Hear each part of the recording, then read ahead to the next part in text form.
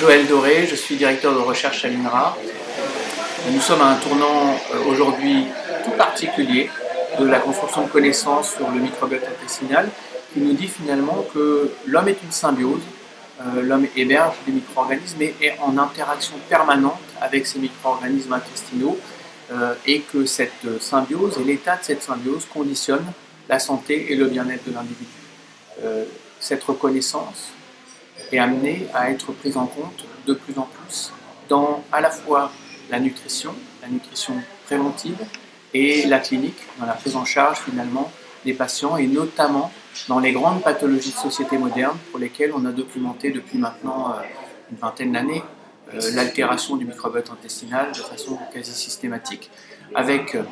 à la fois une reconnaissance de l'altération du microbiote en termes de composition et de fonction, mais également d'altération des fonctions de l'hôte finalement en regard du microbiote. Et donc c'est là où la symbiose prend toute sa pertinence. On a dans ces pathologies de société les maladies inflammatoires, les maladies métaboliques, les maladies hépatiques ou les maladies neurologiques maintenant, neurodégénératives et neuropsychiatriques,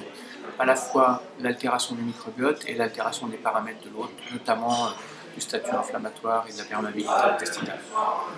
Donc l'avenir de ce contexte est une meilleure prise en compte de l'homme symbiose dans les grandes pathologies de société moderne à travers à la fois les aspects diagnostiques et pronostiques, donc caractérisation du microbiote comme source de signature, de bioindicateur de la santé de l'individu, comme source de nouveaux médicaments potentiels, à la fois à travers les fonctions du microbiote et les micro-organismes vivants eux-mêmes. On a longtemps parlé de probiotiques, on parle aujourd'hui de probiotiques nouvelle génération, grâce à la reconnaissance du rôle de certaines bactéries du microbiote intestinal en termes de santé.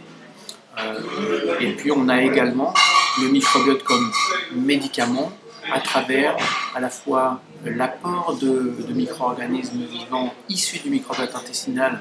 pour pallier des manques, pour combler des fonctions manquantes,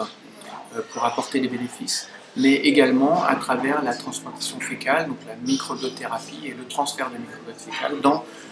aujourd'hui la colite à Clostridium difficile et potentiellement demain dans les grandes maladies de société.